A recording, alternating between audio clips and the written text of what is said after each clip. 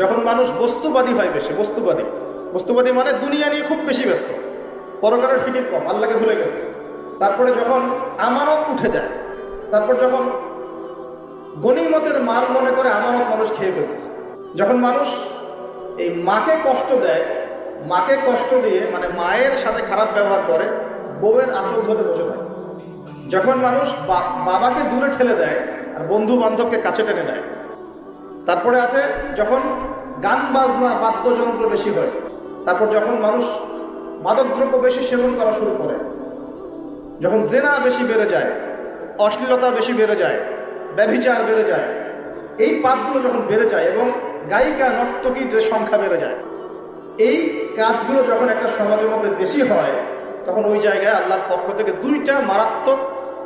মানে আযাব আসে। তার মধ্যে একটা হচ্ছে মহামারী, একটা হচ্ছে এই ভূমিকম্প।